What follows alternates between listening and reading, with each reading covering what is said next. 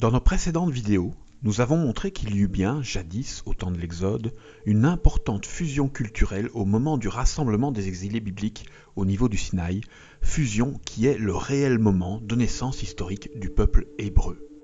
C'est ce que l'on peut déduire de nos textes sacrés une fois qu'on intègre leur contexte historique aux événements de ces récits. Dans cette vidéo, nous allons poursuivre d'analyser ce moment de fusion sur lequel il y a beaucoup à dire. Nous allons ici commencer à faire du recoupement entre les données historiques et les données bibliques, mais donc si vous n'avez pas vu nos précédentes vidéos sur cette hypothèse de naissance historique du peuple hébreu et nos vidéos sur l'historicité et le positionnement temporel de cet exode, nous vous invitons à commencer par visionner ces dernières vidéos, sans quoi vous risquez fort de ne pas apprécier le présent support, faute de percevoir suffisamment les bases rationnelles à partir desquelles nous allons établir ces recoupements. Pour tous ceux qui ont déjà vu ces vidéos, merci à vous de les avoir vues et merci d'être là pour poursuivre d'explorer ensemble cette hypothèse. Alors nous le savons tous très bien, il y a un débat séculaire autour de l'historicité de l'exode biblique, débat que beaucoup éludent en niant tout crédit à ces textes.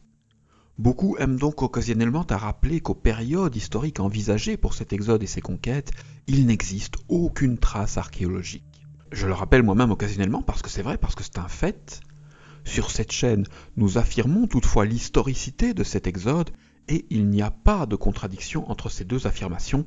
Si vous pensez qu'il y en a une, c'est que vous nous assimilez erratiquement aux classiques hypothèses qui sont combattues par la science, alors que l'hypothèse que nous formulons en nos livres et vidéos est justement très différente et s'accorde pleinement avec toutes les découvertes archéologiques faites à ce jour. Il n'y a pas de traces archéologiques d'un exode hébreu et pas de traces d'une période de conquête des villes cananéennes dans les couches stratigraphiques qui correspondent à la période du bronze récent, période qui englobe toutes les communes hypothèses de positionnement temporel de l'exode biblique, dont notamment le pharaonat d'Akhénaton et celui de Ramsès II. Ça, c'est totalement exact, le corpus scientifique est en consensus sur ce point. Durant la période du bronze récent, période qui est systématiquement associée à l'exode biblique dans toutes les publications communes sur le sujet, il n'y a pas de traces. Mais ce que je démontre, c'est justement que ce n'est pas du tout à l'époque du bronze récent qu'il faut positionner cet exode, mais à une époque plus ancienne, qui relève des couches stratigraphiques du bronze moyen. Et à cette époque-là, il y a des traces. Aucun archéologue n'a jamais nié ces traces-là, elles sont juste systématiquement associées à un autre exode, bien connu des égyptologues, l'exode du peuple Hyksos, peuple qui a jadis quitté l'Égypte aux alentours de 1540 avant Jésus-Christ. Ce que je démontre en mes livres et vidéos, c'est que cet exode Hyksos est le même que l'exode biblique. Ce n'est donc pas du tout la même chose. Ce que les archéologues du monde entier nient, c'est qu'il y ait des traces d'un exode et des traces d'une large conquête à l'époque du bronze récent. Et c'est totalement vrai, il n'y a pas de traces. Mais les mêmes archéologues affirment bien qu'il y a des traces archéologiques à l'époque du bronze moyen, époque qui correspond à l'hypothèse que nous formulons ici. Pareillement, les conquêtes de Josué en Canaan, qui suivent immédiatement l'exode dans la Bible, sont jugées impossibles par les archéologues, parce qu'ils examinent toujours leur cohérence vis-à-vis des témoignages archéologiques de cette période du bronze récent. Or, à l'époque du bronze récent, ces villes cananéennes, conquises par les Hébreux en nos textes, sont totalement ridicules. Elles ne correspondent absolument pas aux puissantes cités conquises par Josué en nos récits. À cette époque-là, Jéricho n'a même pas de mur. Par contre, l'archéologie le confirme, à l'époque du bronze moyen, ces mêmes villes cananéennes sont encore de puissantes cités-États. À l'époque du bronze moyen, il y a des traces de conquête en ces régions et plusieurs vagues d'extermination collective concernant plusieurs de ces cités. À cette époque-là, Sichem et Haï sont d'imposantes cités. À cette époque-là, Jéricho est puissante et fortifiée, elle a des murs imposants. Et à cette époque, Jéricho fut pourtant bel et bien détruite, imposante à considérer un puissant adversaire. Et cette ville fut même ensuite laissée durablement à l'abandon, comme dans le récit biblique. Tout cela est archéologiquement établi. Cette absence de preuves matérielles d'un exode, communément dénoncée par les archéologues, elle est exacte, mais elle concerne des époques spécifiques, les périodes communément considérées pour l'exode, Akhénaton, Ramsès II, etc. Mais scientifiquement, on ne peut évidemment pas arbitrairement étaler ce manque d'indices à toutes les périodes de l'histoire. Les archéologues n'ont jamais nié l'existence de traces en d'autres périodes, ils n'ont jamais nié l'existence d'un exode en fin de période Hyksos. Or, c'est à ce moment-là que nous positionnons les événements de ces récits dans notre hypothèse. Donc l'exode des Hébreux est selon moi le même exode que celui du peuple Hyksos. Or cet exode Hyksos est, lui, totalement historique, présent sur la page Wikipédia qui traite du sujet, présent en tout dictionnaire un peu complet, présent en tous les livres d'histoire qui traitent du sujet. C'est un exode dont l'historicité est banalement admise par tous les experts du sujet. Et c'est même un exode qui est, en plus, relativement bien commenté dans la littérature égyptienne, dans des tombeaux parfois très anciens. Il n'y a donc pas de déni scientifiquement pertinent concernant l'existence historique de cet exode-là. Sous ce nom d'exode Hyksos, cet événement est historique et aussi certain que tous les autres événements historiques. Or, selon nous, cet exode est bien le même que celui commenté en nos récits bibliques. Et la chose est presque amusante à signaler, mais cet exode historique des Hyksos, alors même qu'il est scientifiquement connu, n'a jamais existé dans les annales des peuples sémites ayant jadis vécu en les régions de Canaan. Le seul exode massif de Sémites hors d'Égypte dont ces peuples-là ont jadis gardé le souvenir, c'était l'exode d'un peuple nommé Hébreu. Et pareillement les Égyptiens n'ont, de leur côté, jamais notifié un quelconque souvenir de l'exode d'un peuple nommé Hébreu, pas une seule ligne, nulle part, et pourtant on a bien cherché. Mais ils ont toujours affirmé avec force qu'avait jadis existé un terrifiant exode en une période pour eux complètement traumatique, l'exode d'un peuple qu'ils ont jadis nommé les Ekakasut, les Hyksos. Cette fracture en notre histoire peut donc facilement s'expliquer une fois admise l'hypothèse que nous formulons dans nos travaux. Il s'agit bien du même exode dans les deux cas, il fut juste exprimé par des points de vue subjectifs différents, se référant à de mêmes événements mais chacun exprimé à leur manière, avec des nominations culturelles différentes et des points de vue religieux très différents. Et cette absence bilatérale peut s'expliquer, comme nous l'avons expliqué en notre vidéo sur la naissance du groupe culturel hébreu, ces anciens exilés ont bel et bien très probablement jadis communément décidé de changer de nom durant leur périple. Entre ces deux régions qui ont préservé des nominations différentes, il y a la région du Sinaï, région où, selon nos textes bibliques, ils se sont jadis tous unis en une alliance formidable. C'est écrit à ce moment-là dans le Sinaï, ces peuples se sont unis. Nous pouvons donc le conclure, c'est un truisme, qu'ils n'étaient pas unis avant, pas aussi fortement en tout cas. La volonté de fusionner les gens présents, de faire d'eux une unique nation, est textuellement affirmée en nos récits, nous ne spéculons pas sur ce point. Or, en tel contexte, il est logique et normal de revendiquer cette nouvelle identité par l'affirmation d'une nomination commune. Nous supposons donc tout simplement que le terme hébreu correspond à cette neuve nomination. De fait, les Égyptiens ont bien jadis vu partir des centaines de milliers d'Hyksos. Or, ces Hyksos ne sont jamais arrivés en Canaan, pas en pareil nombre, pas sous ce nom en tout cas. Au moment de ce passage biblique, nom qui impose déjà à considérer une transformation, ils ont bel et bien, selon nous, tous décidé d'arborer une neuve nomination commune, une neuve identité culturelle, pour eux de valeur sacrée, l'identité hébraïque. Identité qui, du fait de ce caractère sacré, fut ensuite revendiquée partout dans ces textes, eux-mêmes de caractère sacré, évidemment. Et c'est probablement ce simple changement de nom, relativement soudain, qui a provoqué l'égarement de tous les anciens historiens. Du fait de ces noms différents, les anciens historiens ont cru voir deux exodes différents, ils ont affirmé une distinction là où il n'y en avait probablement pas, ils ont cru voir deux peuples différents et deux exodes différents là où, concrètement, preuve archéologique à l'appui, il n'y en a bel et bien qu'un, c'est un fait. Et depuis ces jours anciens, nous prolongeons ces déformations par simple biais de confirmation. Nous tentons continuellement de confirmer cette ancienne distinction fictive qui, de fait, ne se confirme pas. On ne retrouve pas de traces d'un second exode. Archéologiquement parlant, il n'y en a bel et bien eu qu'un, celui de cet unique exode, doublement nommé. Et l'actuel déni collectif de l'évidence de cette coïncidence historique relève évidemment plus de la politique que d'une quelconque forme de raisonnement scientifique.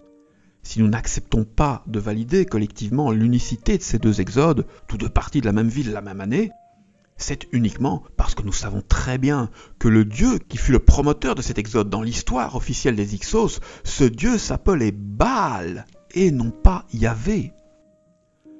C'est du fait de la subjectivité religieuse de nos aïeux que nous avons refusé le constat de cette évidente coïncidence. Et aujourd'hui, nous maintenons aveuglément ces mythes, nos traditions, et préférons ajouter 1000 magies à ces textes plutôt que de revenir à un sens rationnel qui ne cautionnerait pas pleinement nos envies et traditions. Mais les faits sont déjà là, ils sont déjà acquis, et ils s'imposeront inévitablement dans l'avenir. Il n'y eut qu'un seul exode massif de Sémites hors d'Égypte, celui de la période Hyksos. C'est donc logiquement cet exode-là qui est décrit dans nos textes sacrés. À ce moment-là, au Sinaï, les peuples alors assemblés autour de Moïse et de Yahvé se sont jadis unis de manière sacrée afin de ne plus former qu'une seule et unique neuve identité culturelle, une seule neuve nation, une nation de prêtres. C'est cette neuve nation qui est appelée israélite en nos récits. C'est à ce moment-là que ce peuple s'est historiquement formé. C'est à ce moment-là qu'il est né par assimilation culturelle des différents groupes présents dans le contexte d'un processus d'acculturation forcée. Mais comme on le sait bien, cette neuve identité culturelle hébraïque ne va pas perdurer dans la suite de l'histoire. Elle va être un temps abandonnée par ceux qui l'ont connue, délaissée au profit des anciennes croyances de ces ethnies. C'est ce qu'affirme la suite des récits bibliques et c'est également ce que confirme l'histoire. Pendant plusieurs siècles, quasiment plus personne n'entendra donc parler d'un groupe nommé Hébreu ou Israël. Cette nomination ne réapparaîtra que timidement à partir du XIIe siècle. Mais du fait de ce moment intense de fusion culturelle jadis vécu, ponctuel mais formidable, cette identité sera plus tard réaffirmée et réutilisée politiquement afin d'unifier à nouveau les différents groupes ethniques en ces régions, au temps de Josias notamment. Les rois de ces plus tardives époques utiliseront donc longtemps plus tard cette ancienne épopée formidable de l'exode Hyksos comme un texte fondateur afin d'unifier les descendants de toutes ces ethnies en leur rappelant ce prime moment de fusion de leurs aïeux là-bas en 1540 au Sinaï.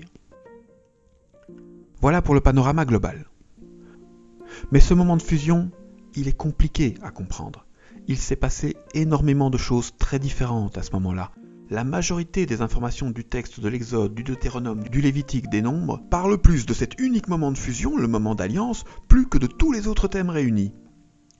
Il faut donc beaucoup de temps pour parvenir à pleinement comprendre tous ces passages, et il nous faudra probablement pareillement beaucoup de vidéos pour pleinement les expliquer. Dans un premier temps, nous prévoyons au moins 3 vidéos sur ce sujet. La première, la présente vidéo, tentera d'élucider les prémices politiques et historiques de cette fusion et commencera à débroussailler le sujet plus complexe de sa signification religieuse. La seconde vidéo tentera d'expliquer le rôle fondamental des 70 anciens d'Israël lors de ce moment de fusion. La troisième vidéo permettra de finaliser la compréhension du syncrétisme religieux qui est au cœur de cette fusion culturelle historique.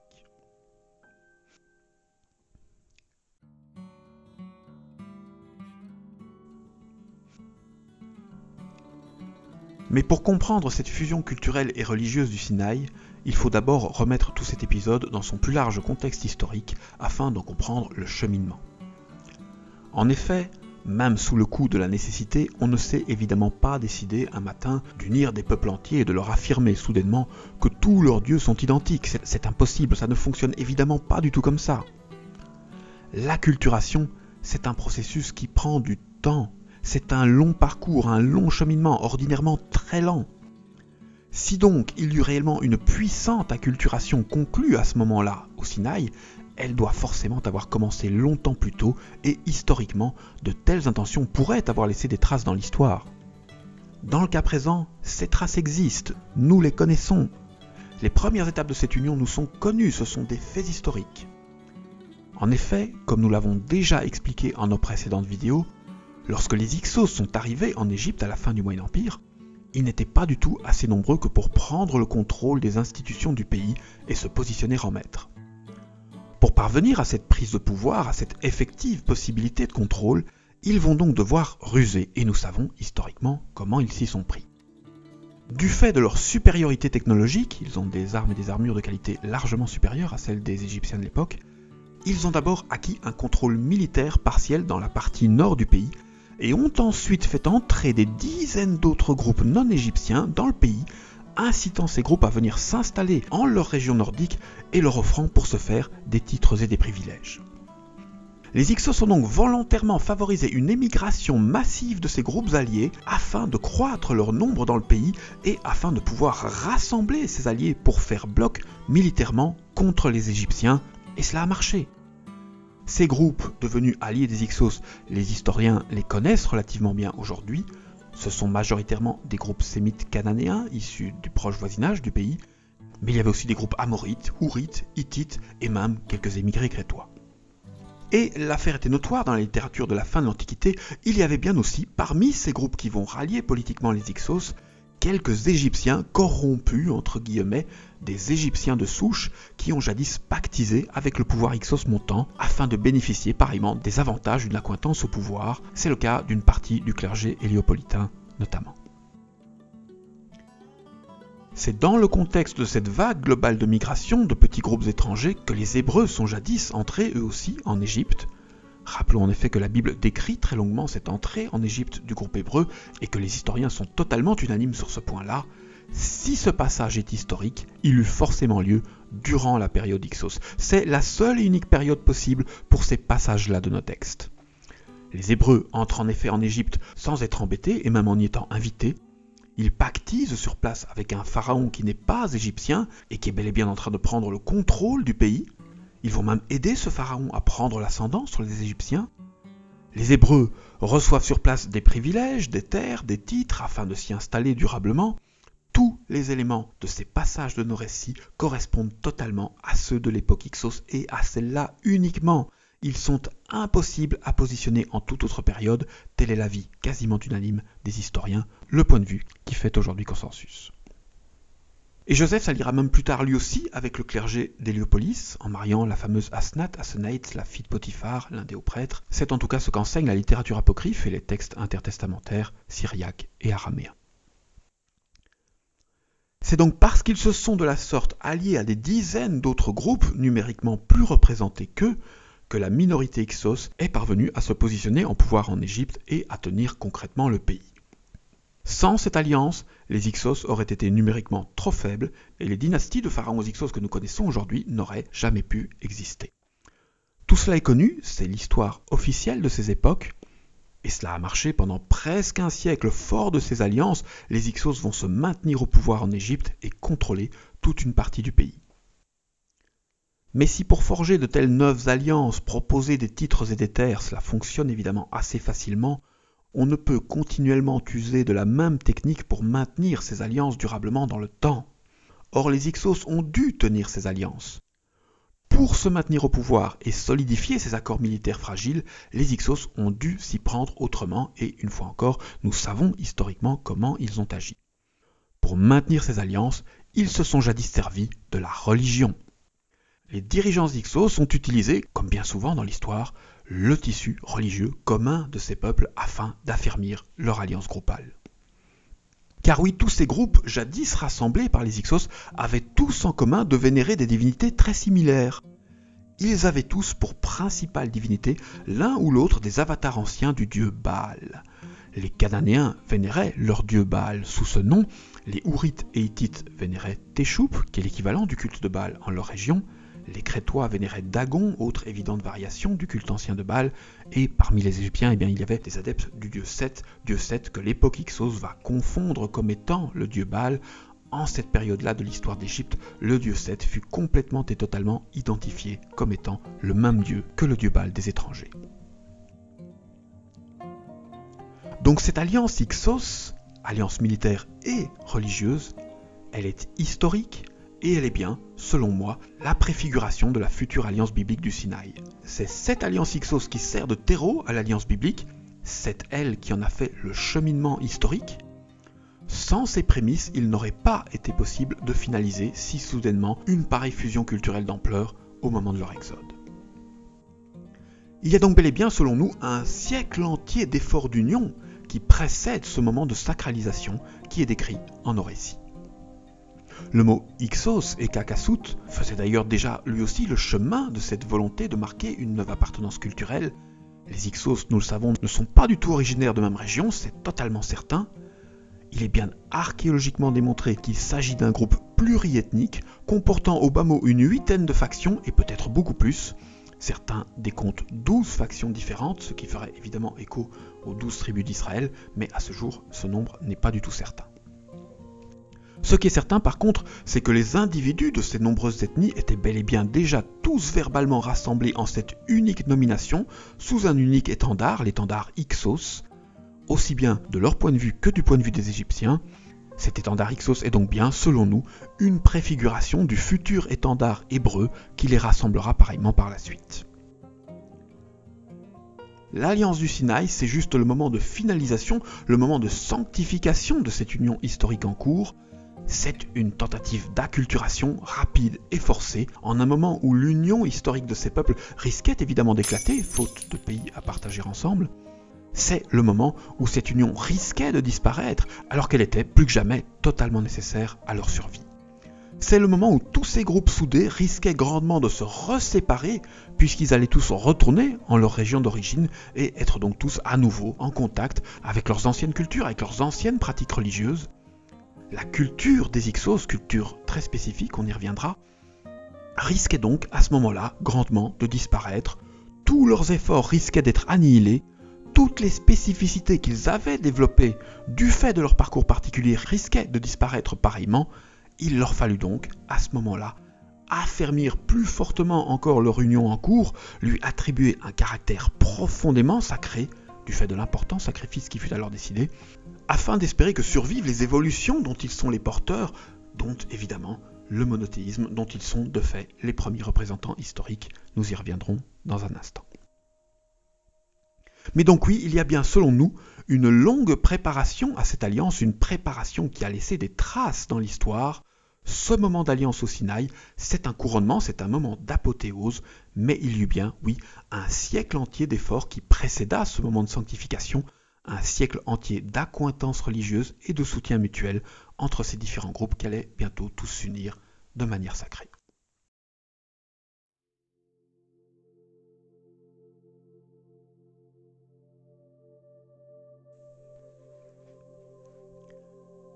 Et oui, cette alliance historique des peuples comportait bien, déjà au temps de la régence Hyksos, une dimension religieuse monothéiste, confirmée par les textes égyptiens. Car oui, évidemment, cela ne s'impose pas en 2 minutes. Il est impossible de demander à des croyants de tous horizons d'abandonner soudainement leurs pratiques religieuses anciennes afin d'en épouser d'autres. Cela aussi, c'est un large travail qui demande des explications et du temps. Mais oui, nous pouvons historiquement l'affirmer, les Hyksos ont jadis fait ce travail, durant leur règne. Avant même de s'allier avec les Hébreux, peu de temps avant l'Exode, la religion Hyksos présentait déjà un monothéisme relativement abouti, pour l'époque en tout cas. Sur la fin de son 3e règne, le roi Apopi, le pharaon Hyksos, ne vénérait bel et bien déjà plus qu'un seul dieu, c'est écrit, et il tenta bel et bien jadis d'imposer cet unique culte à tout son pays. Ça ne marchera pas du tout, mais le fait qu'il ait essayé est bel et bien un fait historique textuellement établi. Cette tendance monothéiste du culte de Baal Seth durant la période Hyksos est attestée dans la littérature du pays. Selon les textes, les Hyksos avaient bâti un temple au dieu Seth au cœur de leur capitale, la cité d'Avaris, un temple qu'ils ont jadis voulu unique pour tout le pays, une idée d'un temple unique qui rappelle évidemment la même volonté dans la continuité que nous supposons ici pour ce peuple. Ce sont les 2 seuls cas d'affirmation historique d'une telle idée en ces lointaines périodes. Il est donc assez absurde de ne pas envisager leur possible filiation. Le dieu de ce culte monothéiste des Hyksos ne s'appelait pas encore Yahvé, mais il était bien jadis perçu comme étant l'incarnation même de la jalousie, tout comme le Yahvé de l'Exode. Il était jadis nommé le dieu des dieux, tout comme le dieu de l'Exode, etc. Et les Hyksos et leurs alliés avaient bien jadis déjà pris pour habitude de détruire eux aussi toutes les statues des autres dieux. Au point qu'en les textes de cette époque, les pharaons des dynasties égyptiennes, réfugiés dans le sud à ce moment-là, se plaignent ouvertement de ne plus pouvoir contempler nulle part l'image de leur dieu. Oui, les Hyksos étaient de farouches iconoclastes, tout comme les exilés bibliques. Ce sont donc vraiment des religiosités très similaires que nous comparons ici. Il n'y a que le nom qui a changé, hormis ce nom, toutes les caractéristiques connues de cette religion Hyksos sont identiques à celles des Hébreux de cette période. Or, plusieurs de ces caractéristiques sont bel et bien inédites sur Terre à ce moment-là, à ce que nous sachions en tout cas. Tout cela nous encourage donc bien à considérer qu'il n'y ait plus qu'un lien étroit entre ces 2 religiosités qui s'expriment pareillement dans les mêmes lieux aux mêmes époques, voire même, comme nous le supposons, qu'elles soient bien le prolongement l'une de l'autre et qu'un simple changement de nom, de valeur sacrée, nous ait jadis tous égarés. Le changement soudain de nom faisait d'ailleurs partie intégrante de cette culture Hyksos. Le roi Hyksos Apopi, par exemple, avait changé 3 fois de nom durant son règne. Nous verrons plus tard l'origine de cette pratique, mais donc oui, le changement de nom fait partie intégrante de la culture Hyksos, ce qui accroît encore davantage la crédibilité du changement nominal que nous supposons ici. Et rappelons un instant les dates. Apopi a régné de 1581 à 1541 avant Jésus-Christ. Le monothéisme de cette fin de période Hyksos est donc bien la plus ancienne et la plus aboutie des monolatries historiquement constatées en Égypte. Et c'est même peut-être, plus largement, la plus ancienne des monolatries de période théiste qui soit avérée sur Terre. L'idée générale d'un Dieu unique est évidemment probablement beaucoup plus ancienne, mais cette union religieuse développée afin de solidifier l'alliance pluriethnique des Hyksos est bel et bien la plus ancienne concrétisation sociale de cette idée durant les périodes théistes, et les réflexions qui ont inévitablement accompagné ces alliances religieuses effectives pourraient parfaitement avoir été à l'origine de plusieurs des grands concepts qui définissent aujourd'hui la notion de monothéisme. Historiquement, nous sommes en tout cas longtemps avant Akhenaton. Mais du fait de ce rapport à Baal et à Seth, des cultes aujourd'hui de très mauvaise réputation parce que nous ne les comprenons plus du tout, ce recoupement historique entre Hébreux et Hyksos fut évidemment très longtemps nié. Il gênait et continue évidemment de gêner encore aujourd'hui. Seth est aujourd'hui perçu comme un dieu du mal, une notion qui manque évidemment très légèrement de nuances. Donc beaucoup, même parmi les scientifiques, continuent encore aujourd'hui à fuir l'examen de ces possibles recoupements. L'existence de ce monothéisme Hyksos est pourtant bien aujourd'hui un fait historique avéré, confirmé par la littérature égyptienne et crédibilisé par les fouilles archéologiques, dont notamment les récentes fouilles de l'archéologue Manfred Bietak sur le site d'Avaris, leur capitale. Les Hyksos ne vénéraient bel et bien qu'un seul dieu, un dieu unique, un dieu jaloux, un dieu qui ordonnait la destruction des statues des autres dieux, un dieu qui mena jadis son peuple en Canaan durant un formidable exode. Tout cela, c'est notre histoire parfaitement officielle et, pour l'heure, nous continuons collectivement à refuser de voir l'évident rapport avec nos textes bibliques. Alors ce syncrétisme religieux de la période Hyksos, il est historique et nous savons globalement quelle divinité, au pluriel, il concerna. Il concerna des cultes de divinités toutes jadis assimilées au dieu Baal. Il concerna donc le culte de Seth, il concerna aussi Dagon, le dieu Baal des Crétois, il concerna Téchoup, le dieu Baal des Hittites et des Hourites, il concerna les Baals des Amorites, des Cananéens, etc. Ces divinités vénérées par ce groupe multiethnique étaient évidemment forcément toutes légèrement différentes en termes d'apparence, de nom, etc. Mais dans le contexte d'une volonté d'union, tous se focalisèrent évidemment plutôt sur les points communs de ces divinités, or elles en avaient énormément. D'un point de vue historique, nous pouvons aujourd'hui l'affirmer avec les données scientifiques modernes, oui, ces dieux étaient bien très probablement tous des expressions locales d'une même unique religiosité ancienne, d'un même noyau de culte, jadis véhiculé depuis la vieille Mésopotamie. On peut bel et bien aujourd'hui établir des filiations religieuses et historiques entre ces cultes anciens et affirmer qu'ils découlaient bien tous très probablement d'une même origine. Donc ce syncrétisme historique des Hyksos, il était pertinent, il était très lucide. Malgré le peu de données historiques fiables dont ils disposaient à l'époque, ces hommes sont bel et bien jadis parvenus à retrouver ce fond religieux commun par-delà les formes, par-delà les expressions matérielles différentes de ces cultes. Ils sont bel et bien parvenus à mettre à bas leur tradition, mettre à bas les noms différents qu'ils associaient au divin, afin de sanctifier ce fond commun, l'associant alors à une seule unique entité affublée d'une seule unique nomination. Ils ont très concrètement réunifié 9 religions différentes, au moins 5 dieux différemment nommés, Baal, Marduk, Seth, Téchoup, Dagon, ce qui, en soi, est un exploit absolument formidable, quasiment unique dans l'histoire. Les humains ont globalement plutôt tendance à se batailler sur des détails et à se diviser, à multiplier les religions au lieu de les unir. Une union religieuse de cette ampleur, c'est donc en soi déjà un événement totalement exceptionnel dans l'histoire de l'humanité. Par contre, soyons clairs, il n'y a évidemment pas la moindre trace d'un dieu nommé Yahvé dans les textes égyptiens qui traitent de cet exode.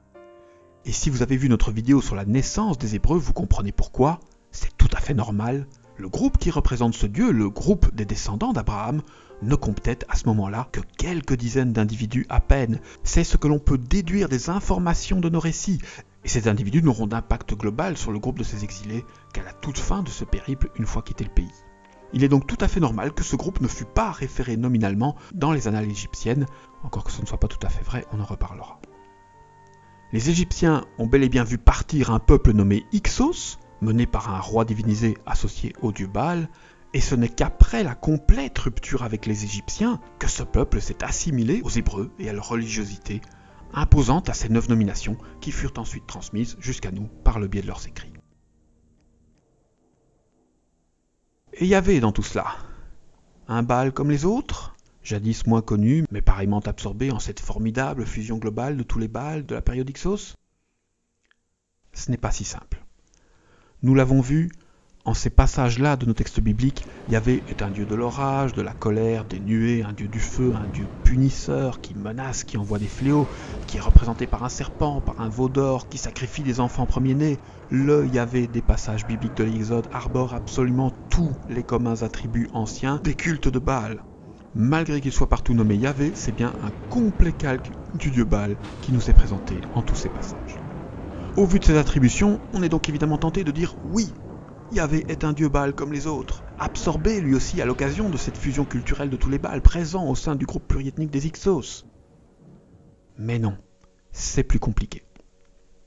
Une fois greffées à leur contexte historique, les nuances du texte biblique permettent de recomprendre tout ce qu'il s'est passé à ce moment-là, de comprendre le rôle particulier de ces 70 anciens d'Israël, les 70 réels descendants d'Abraham, et ce rôle est très spécifique.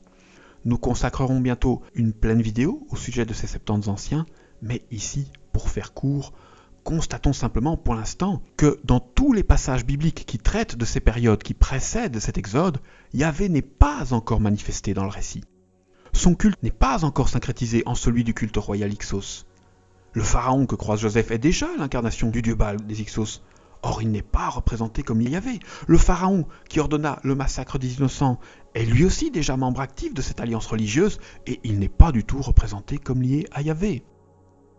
Ce syncrétisme historique des Baals était pourtant déjà le cœur de la religion des Hyksos durant tout le siècle de leur règne. Or, c'est manifeste, en nos récits bibliques, les Hébreux ne font clairement pas encore partie de cette alliance religieuse en toutes ces périodes-là. Ils s'en plaignent même. Les éléments textuels du récit permettent donc d'affirmer que les Hébreux ne seront intégrés à cette alliance Hyksos qu'à la toute fin de son histoire égyptienne. À ce moment-là, mais pas avant, le personnage divin prend contact avec les 70 anciens d'Israël par le biais de Moïse. À ce moment-là, mais pas avant, il annonce qu'il va adopter ce groupe hébreu, et il annonce bien d'ailleurs à ce moment-là que leur Dieu n'est pas du tout pareillement nommé, que leur Dieu porte bien un autre nom que celui que ce personnage divin porte à ce moment-là. À ce moment-là, mais pas avant, le personnage divin du récit se souvient d'Abraham. Les indices textuels sont donc nombreux et convergents et tous permettent d'affirmer que les Hébreux ne vont bel et bien intégrer cette alliance religieuse Hyksos que quelques jours à peine avant l'Exode et l'alliance qui le suit. Or donc, si Yahvé avait été un dieu Baal comme les autres, pourquoi aurait-on pareillement attendu pendant un siècle ? Tous les Baals étaient déjà fusionnés en un unique culte déjà au temps de la régence Hyksos. Tous ! Les Hébreux ont travaillé avec les Hyksos comme les autres groupes. Ils ont été militairement en alliance avec eux comme les autres groupes, mais alors que les dieux de tous les autres groupes se sont unis en ce syncrétisme des Baals, le culte des Hébreux fut, lui, durablement rejeté, longtemps maintenu à l'écart de cette alliance religieuse en cours. C'est seulement à la toute fin, juste avant l'Exode, que ces 70 anciens et leur culte vont être approchés par les Hyksos et intégrés à leur projet. Tout cela nous force à conclure qu'il y a bien un rapport entre Yahvé et le culte syncrétiste des Baals de la période Hyksos, sans quoi la fusion finale serait impossible et n'aurait pas eu lieu, mais que ce rapport n'est pas du tout aussi évident que pour les Baals de toutes les autres cultures, tous déjà fusionnés en un seul unique culte depuis longtemps à ce moment-là. Le rapport entre Yahvé et Baal existe donc bien, mais il ne peut pas être une simple égalité. Quelle peut donc bien être la nature exacte de ce rapport ? Donc pour comprendre ce rapport, nous allons devoir nous enfoncer dans les méandres des pratiques du polythéisme ancien, car oui, tous ces cultes ont évolué dans des contextes polythéistes, même si en celui à ce moment-là, ils sont justement en train de s'affranchir de ces pratiques, nous ferions inévitablement de larges erreurs d'anachronisme si nous refusions de tenir compte de ce contexte d'un passé polythéiste et de toutes les pratiques anciennes que ce contexte implique. Si nous voulons comprendre nos récits, il nous faut examiner la réalité de leurs époques, il nous faut donc examiner le réel contexte antique à partir duquel il émergea, contexte qui est évidemment totalement polythéiste. Donc rappelons-le une fois encore, c'est explicite dans la Bible, Ea, Yahvé, le dieu d'Abraham, était déjà vénéré par tous les ancêtres de ce personnage dans la vieille ville sumérienne de Ur, d'où il provient, et l'archéologie le confirme, il y avait bien, jadis, en ces régions, un dieu nommé Iyahu, Yah, qui arbore tous les attributs du dieu du texte de la Genèse et qui avait bel et bien un temple en la cité de Ur. Ce dieu était jadis un dieu de l'eau, de la sagesse, le détenteur des secrets de la nature divine chez les Sumériens. C'était le dieu de l'océan profane aux yeux du peuple, mais surtout l'océan sacré, l'océan intérieur aux yeux des initiés de ce culte. C'est le plus ancien culte de la sagesse et des sages, l'un des tout premiers cultes de l'histoire des hommes. Donc de prime abord, lorsqu'on se contente exclusivement des informations bibliques concernant ce culte ancien, le texte de la Genèse donc, aucun rapport évident ne se dessine entre Yahvé et Baal. Mais une fois identifiée et comprise cette origine au vieux dieu sumérien importé par Abraham, lorsqu'on rajoute à nos récits les informations recueillies par les archéologues, ce rapport devient complètement et totalement évident. C'est son fils. Oui, ce rapport c'est un rapport père-fils. C'est cela qui unit ces deux cultes. Baal est le fils de Yahvé. Ce rapport a aujourd'hui disparu de nos textes parce que la quasi-totalité des anciens éléments polythéistes ont disparu de nos textes, mais oui, même si un monothéisme est bien en train de se mettre en place à l'époque Hyksos, ce monothéisme émergea forcément à partir d'un contexte d'une banale généralisation de toutes les considérations polythéistes de l'Antiquité. Or, évidemment, dans le polythéisme ancien, les dieux sont banalement affublés de tels rapports familiaux. C'était normal, c'était banal. C'est le cas pour les deux cultes que nous examinons ici. Dans les mythologies dont proviennent ces deux divinités, ils sont toujours père et fils. Déjà en le foyer mésopotamien de ces cultes, ce rapport existait. Baal, alias Marduk, en ces pays, était le fils principal du dieu Ea, Iyahu. Pareillement, dans les panthéons ouest-sémitiques, Baal est le fils du vieux dieu El, parfois aussi nommé Ilou ou Elohim, dieu qui est évidemment régulièrement confondu comme notre vieux dieu biblique, qui porte occasionnellement ces mêmes noms en nos récits. Pareil dans la mythologie ougaritique, le dieu El y est le chef du panthéon et le père du dieu Baal. Les Amorites vénéraient aussi ce dieu El, pareillement dit être le père du dieu Baal au sein de leur culture. Chez les Hittites, ce dieu El se nomme El-Kunirsak, mais c'est bel et bien encore toujours la même divinité, toujours dite être le père du dieu Baal chez eux également. Tous ces cultes descendent des mêmes deux dieux mésopotamiens, Ea et Marduk, qui sont père et fils déjà dans leur mythologie d'origine et pareillement liés dans tous les panthéons qui en découlent. Voici donc que s'élucide une part des liens manquants. Symboliquement, Baal était le fils du dieu Ea, Yahvé, dans toutes les mythologies de ces époques. Et je dis bien symboliquement car, à strictement parler, il est évidemment impropre et abusif de dire que Yahvé est le père de Baal, puisque sous ces noms-là, ces deux divinités ne sont pas vénérées dans les mêmes religions et au sein des mêmes groupes ethniques. L'égalité que je formule ici n'a donc aucun sens en dehors du contexte de fusion religieuse que nous venons de décrire. Mais symboliquement, en termes de fond, c'est totalement exact. Voilà donc l'élément manquant, ce rapport étrange, c'est un rapport père-fils. Il est transculturel, l'un est le dieu père dans une culture, l'autre est le fils du même père mais dans une autre culture, donc en temps normal on ne considère pas ce type de rapport. Mais dans le contexte de ce syncrétisme religieux de la période Hyksos, contexte où tous les rapports de ce type étaient justement mis à jour, il est tout à fait normal que ce lien fût jadis perçu et compris, et qu'il joua inévitablement un rôle important dans les considérations de rejet et d'union qui allaient définir les relations entre les septentrions anciens hébreux et le reste des groupes Hyksos. Leurs dieux sont père et fils. Une alliance était donc forcément possible, mais il n'était pas du tout évident de fusionner ces deux cultes comme on fusionna tous les Baals à ce moment-là. Ce pourquoi ces deux groupes restèrent longtemps à se côtoyer, mais sans complètement s'unir, dans un premier temps tout du moins.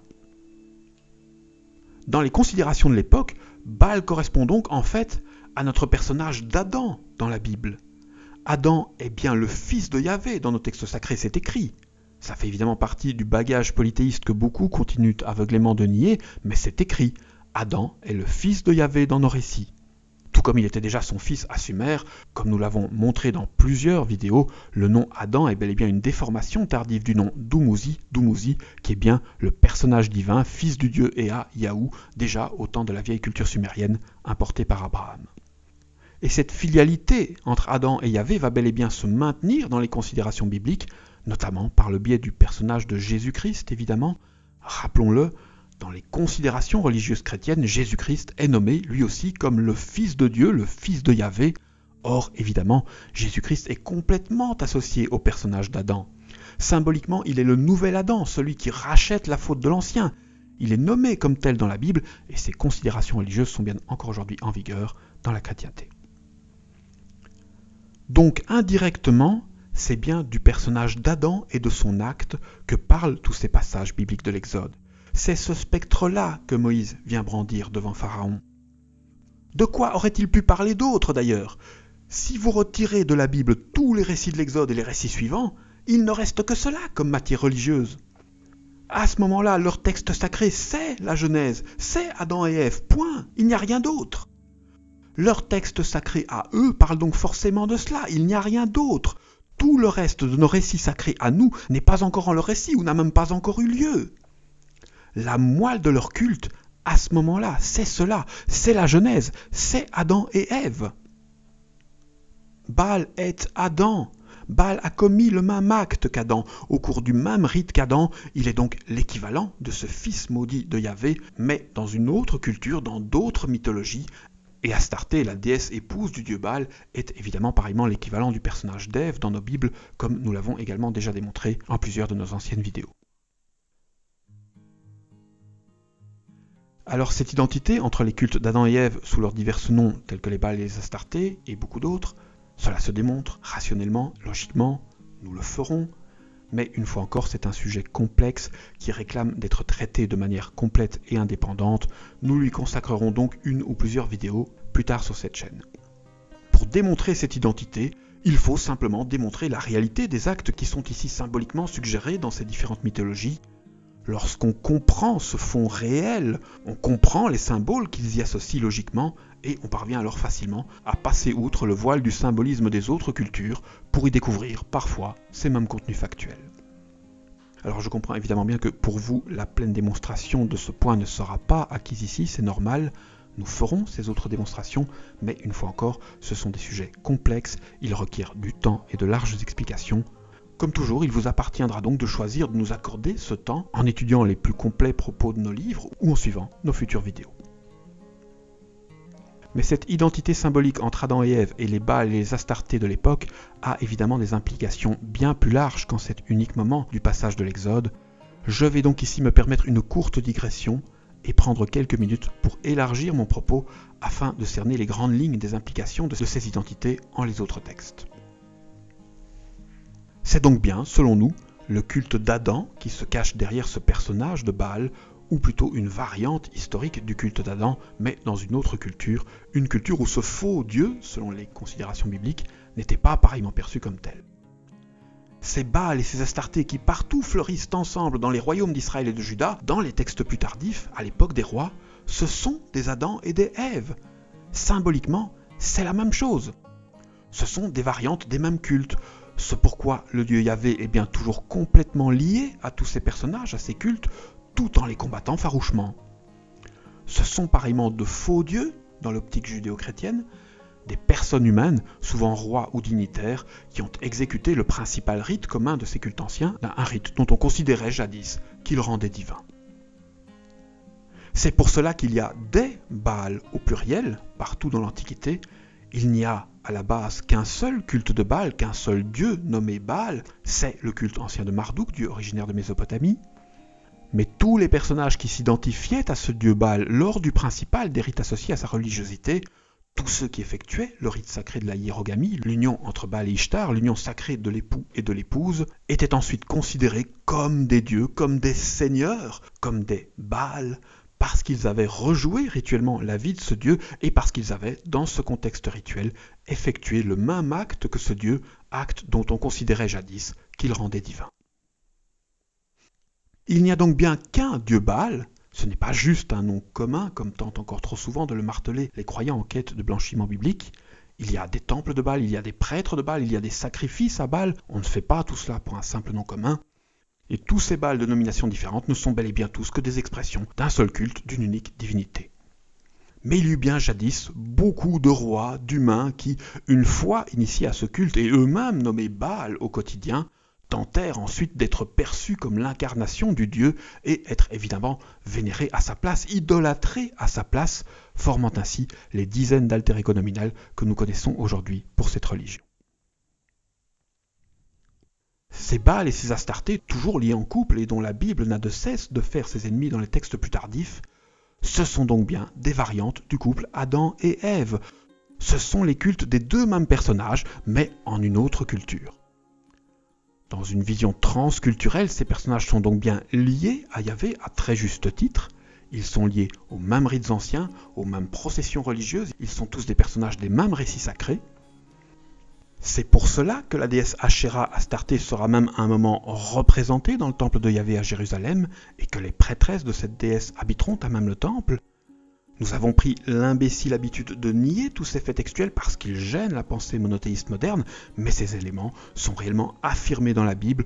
Nous trahissons le texte lorsque nous les nions, nous déformons le réel propos du récit. Asherah était vénérée dans le temple de Yahvé à Jérusalem, c'est écrit. Et c'est absurde, sauf lorsqu'on ajoute la compréhension des identités que nous formulons ici. En tel cas, tout s'explique alors facilement. Asherah, c'est Ève. Ève est un personnage de ce culte. C'est elle qui est ici présente à sa place dans le temple, avec son arbre sacré, qui n'est évidemment nul autre que l'arbre symbolique de la Genèse, cet arbre que tant de rois vont plus tard vouloir brûler et détruire, afin que disparaisse avec lui le souvenir de la faute qu'il représente. Alors évidemment, Astarté n'est pas appelée Ève dans ces passages plus tardifs, puisqu'une fois encore, nous sommes dans une autre culture qui a ses propres codes, ses propres noms et repères, et que nous sommes également dans une toute autre époque, mais c'est bien la même déesse, le même fond religieux, les mêmes rites qui sont ici exprimés. Et pareillement, le dieu Tammuz, alias Dumuzi, est lui aussi dit être représenté dans le temple de Jérusalem, c'est écrit dans la Bible, et l'on peut pareillement cerner la pleine cohérence de cette représentation lorsqu'on recomprend l'identité que nous formulons. Dumuzi est Adam, et il était évidemment parfaitement logique de représenter Adam sur le portique d'entrée du temple afin d'évoquer le commencement auquel ce personnage est immanquablement associé en nos récits. Ce que nos textes sacrés condamnent dans tous ces passages bibliques plus tardifs, ce n'est pas la présence, c'est l'idolâtrie faite à tous ces personnages, ou parfois même simplement le fait qu'ils y soient représentés, alors que toute représentation est théoriquement interdite au sein de ce culte. Mais cela ne signifie absolument pas que tous ces personnages divins ne soient pas là à leur place dans le temple, comme les modernes le supposent continuellement, à tort et sans argument. Adam et Ève sont devenus comme des dieux, c'est écrit dans nos textes. Si nous ne voulons pas le voir, nous nous fermons à la possible compréhension des réalités exprimées en ces récits. Ces deux personnages furent bel et bien considérés comme des dieux. Il est donc tout à fait normal, selon les considérations du texte, de concrètement retrouver ces deux personnages au sein des panthéons polythéistes qui les entourent. Les Baals et les Astartés sont donc bien, sous d'autres noms, de réels ingrédients de nos livres sacrés. Ils représentent la même chose, mais les religieux du passé n'ont évidemment pas trop aimé souligner ces rapports anciens afin que le bon peuple ne comprenne pas trop vite ce qu'ont réellement fait ces deux personnages, ce qu'ils ont réellement mangé, de peur que nous succombions tous à la tentation et voulions tous, comme eux, devenir comme des dieux. Or, évidemment, si ces rapports historiques entre Adam et Baal sont un jour largement compris, il ne deviendra pas trop difficile de comprendre ce qu'Adam et Ève ont réellement mangé. Adam est Baal, et nous savons tous très bien ce que Baal a fait, nous savons tous très bien ce que ce Dieu exigeait jadis de chacun de ses adeptes.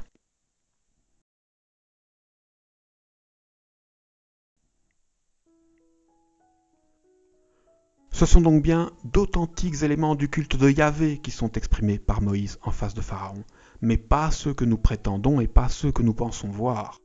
C'est un serpent et des exigences sacrificielles qui sont exprimées à ce moment-là par Moïse en complète évocation du plus ancien des serpents bibliques dont le culte de Baal est bel et bien un pareil écho. Ce sont les mêmes symboles, mais en une vision plus large et transculturelle, vision qui est celle de toute cette période de syncrétisme Ixos. Reste que, à ce stade, on ne comprend toujours pas bien comment et pourquoi ils ont finalement décidé de fusionner ces deux-là.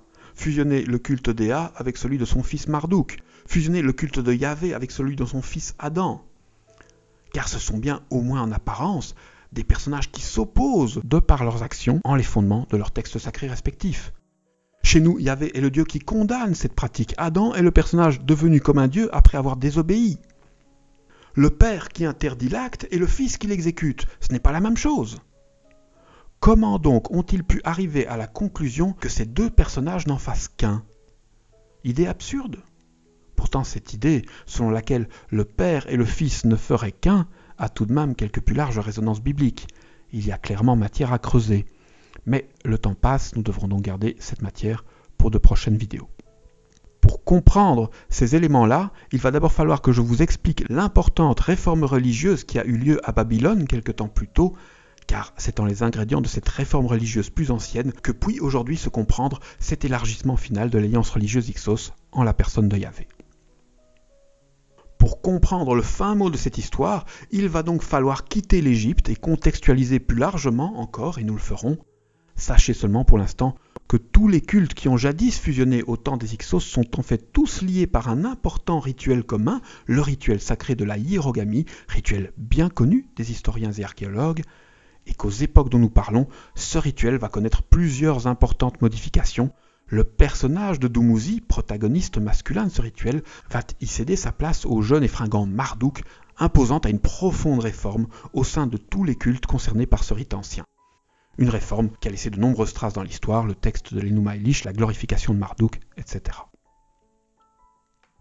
Pour l'instant, concluons seulement que Yahvé et Baal ne sont pas du tout le même Dieu, historiquement, mais que leurs cultes sont bel et bien totalement liés, de manière beaucoup plus intime que prévu, et que l'existence de ces liens familiaux anciens force évidemment à concevoir la possibilité d'un rapprochement religieux. Une fois passé le miroir de ce schisme des expressions culturelles, il redevient donc possible de comprendre pourquoi et comment ils ont jadis pu envisager de fusionner ces deux cultes-là. Dans leur fondement, ces cultes sont totalement liés, par une même origine, par une même histoire, par un même acte, par un même rite ancien.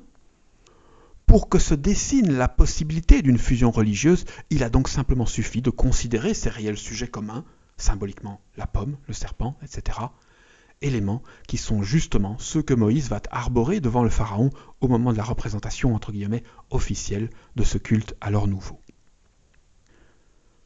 Et tout cela nous permet déjà de comprendre aussi pourquoi ce culte mosaïque de Yahvé va plus tard devoir rejeter la part de Baal qui est en lui, pourquoi les cultes de Yahvé et Baal vont devoir se combattre durablement dans la suite du livre, pourquoi Yahvé va devoir demander à tous ses adeptes de ne plus l'associer à Baal et de ne plus le nommer comme tel. Oui, ils furent liés par un acte, par un lien familial.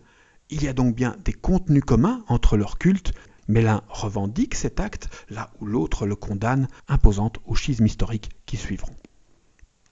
Et cette intégration volontaire d'un culte qui condamne cet acte, justement au moment de cet exode et cette alliance religieuse, n'est évidemment pas du tout un hasard. Toutes ces ethnies s'apprêtaient alors à retourner vers Canaan, région où les sacrifices d'enfants sont encore totalement banalisés à cette haute époque.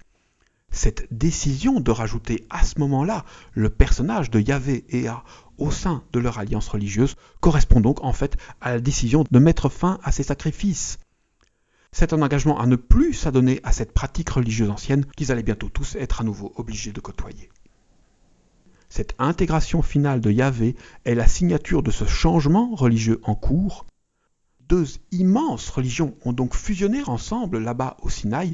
Le vieux culte du dieu Ea, Yahvé, l'un des tout premiers cultes de l'histoire des hommes, culte de la sagesse et de la lucidité, et le culte syncrétiste des Baals de la période Ixos, moteur d'union, culte porteur d'une formidable révolution monothéiste. Ces deux cultes apporteront chacun leur pierre à l'édifice en cours, ils font tous deux partie intégrante du réel héritage historique de nos religions. Mais religieusement, Yahvé est bel et bien celui qui ouvertement interdit l'acte de Baal, Et c'est pour cela qu'il fut intégré à ce moment-là à cette alliance qui offrait un père symbolique à tous ces peuples égarés, une image paternelle potentiellement capable de les rassembler ensuite. C'est ce changement-là dont ce groupe sera le porteur, l'interdit du sacrifice des enfants. C'est ce changement-là qu'ils vont tenter d'imposer par la ruse, mais aussi par la violence, par la force, dans toutes les régions qu'ils vont ensuite conquérir, afin que cette pratique disparaisse. C'est cela, le chemin de la glorieuse évolution qui est en cours. De l'intérieur, au sein d'un groupe aux pratiques encore totalement barbares et immondes, 70 types et 2 personnages d'exception vont à jamais changer le destin de tous ces peuples et, indirectement, le mien, le vôtre et celui d'une importante part des hommes et des femmes d'aujourd'hui.